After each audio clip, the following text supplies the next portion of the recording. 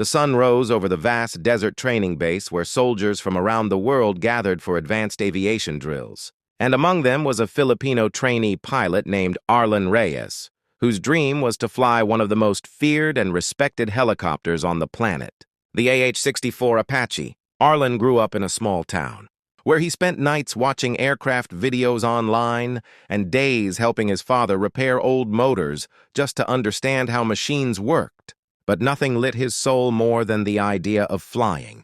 When he was accepted into an international pilot exchange program with the United States Army, many people back home celebrated, knowing this was a rare achievement. But the real challenge began when he arrived at the base. The Apache program was known to be extremely demanding. Most trainees came from elite aviation units with years of advanced experience. Arlen, despite his skill, was quiet, humble, and unfamiliar to many of the soldiers. On the first day of evaluation, during introductions, one American instructor looked at his file, raised an eyebrow, and said loudly, "A Filipino? You sure you can handle an Apache? This isn't a toy. Most people can't handle the pressure." Some soldiers chuckled. Others simply looked at Arlen with doubt. The comment spread quickly through the base, and soon people began whispering that he didn't stand a chance. They said he was too new, too inexperienced, too small for a helicopter that demanded strength and split-second decisions. But Arlen didn't get angry. Instead, he bowed slightly and said, "I will do my best, sir." The training began with classroom lessons on the Apache's complex systems, targeting, navigation, twin-engine operations, emergency protocols. Many trainees struggled, but Arlen listened carefully to every word, studied late into the night, and wrote notes until his hand cramped. Some soldiers went out to relax or hang out, but Arlen stayed in the study hall alone. When simulator training began, the pressure grew. The Apache was not like any other aircraft. It required precise control, awareness of every moving part, and nerves of steel. The same instructor who doubted him watched closely, ready to prove that Arlen didn't belong. During the first simulation, Arlen made one mistake. He hovered too low when adjusting pitch, and immediately the instructor said, "See? He can't handle it." But Arlen didn't quit. He repeated the simulation again and again while others moved on. Soon he was the last trainee in the room, practicing the same maneuver dozens of times until he mastered it. Days passed, then weeks. Arlen improved quietly, steadily, without bragging or showing frustration. Some trainees began to admire his discipline. Others continued to doubt him, thinking he lacked the strength and background needed for real Apache flight. But the real test came during desert emergency drills, where pilots had to simulate engine failures, sandstorm landings, and rapid combat turns. Many struggled. Arlen, with every challenge, became more precise, more confident, more in control. The same instructor who doubted him grew annoyed that Arlen wasn't failing.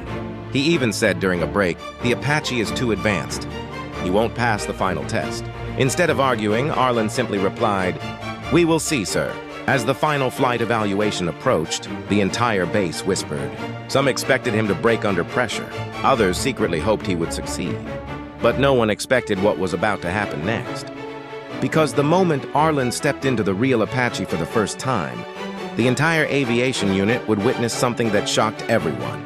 The day of the final evaluation arrived with blazing heat radiating across the runway, and every trainee lined up beside their Apache while instructors prepared the scoring sheets. For Arlen, this was the day he had prepared for every night, every hour, every moment since arriving. His instructor crossed his arms, staring at Arlen with a look that mixed doubt and impatience. "Remember," he said, "only real pilots can fly this. Don't disappoint." Arlen climbed into the cockpit, settling into the seat that so many said he didn't deserve. His hands rested gently on the controls, steady, not shaking. His heart beat fast, but his mind was sharp. As the engines roared to life, the ground beneath him trembled. The Apache's twin blades chopped through the hot desert air, and slowly, gracefully, Arlen lifted the helicopter off the ground. The first challenge was a precision hover test. Many trainees earlier had struggled, drifting sideways or shaking in place.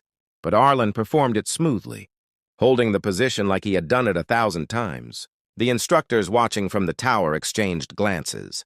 Next came the obstacle run, sharp turns, rapid descents, tight climbs. Arlen maneuvered the Apache with such control that even the soldiers who doubted him began to lean forward, surprised at how fluid his movements were. His instructor muttered under his breath, unable to hide his shock. Then came the emergency engine drill. Pilots had to simulate losing one engine mid-flight and stabilize the aircraft using only limited power. Some trainees failed earlier, but Arlen executed the drill perfectly, compensating with flawless timing. The Apache leveled out smoothly, almost elegantly. The radio in the tower quieted. The chatter stopped. Everyone watching realized they were seeing something rare. But the hardest test was still ahead, the sandstorm simulation. A huge machine near the runway blasted thick sand into the air, creating near-zero visibility. Many trainees earlier hesitated or panicked. Arlen's instructor expected him to fail here. "This is where he loses control," the instructor whispered. But Arlen entered the sandstorm with calm focus. He relied on instruments, steady breathing, and the hours he had spent practicing. The helicopter wavered slightly at first, but Arlen corrected it immediately, flying blind with expert-level control. When he emerged from the sand cloud still stable, instructors in the tower broke into applause. Some soldiers on the sidelines stared with wide eyes. Even the strict commander nodded in approval. The final challenge was combat maneuver simulation, rapid turns, evasive moves, and target tracking. This test separated good pilots from great ones. The timer started. Arlen moved the Apache with speed and precision, gliding across the desert air like the helicopter was an extension of his body. When he lined up the final simulated target, the lock-on tone beeped perfectly. He had completed the entire evaluation with almost flawless performance. As he landed, dust blowing around the Apache, the commander approached. Silence fell over the entire airfield. The instructor who doubted him stood frozen, unsure of what to say. Then the commander spoke loudly. "Reyes, that was one of the best Apache evaluations we have ever recorded." Gasps spread through the trainees. Even some instructors clapped. The one who doubted him looked stunned, unable to hide his shock. Arlen stepped out of the helicopter, sweat dripping, hands steady, heart fulfilled. He didn't smile widely or celebrate loudly. Instead, he bowed respectfully to his superiors and simply said, "Thank you for the opportunity." But the story wasn't finished yet, because what happened after the evaluation would spread across the base, across the U.S. Army Aviation program, and eventually across the world. After Arlen's incredible performance, word spread quickly through the base. Soldiers gathered in groups talking about the Filipino who flew the Apache like a seasoned veteran. Instructors reviewed his footage repeatedly, amazed at how clean his maneuvers were.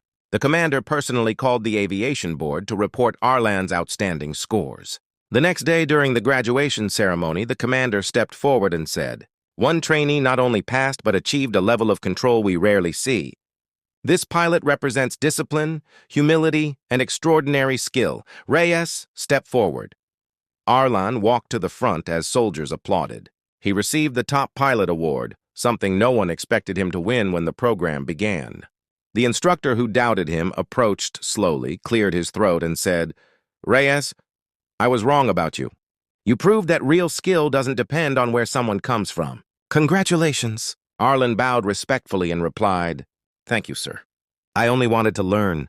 The moment was captured on video and soon went viral online. People admired Arlen's humility, strength, and discipline. Aviation communities around the world praised him. Filipinos celebrated his achievement with pride, calling him an inspiration to young dreamers everywhere. Arlen's story became a reminder that determination is stronger than doubt, and that no one should be judged by their background or where they come from. The United States Army once said a Filipino couldn't fly an Apache, but what happened next shocked everyone, proving that greatness can rise from the most unexpected places.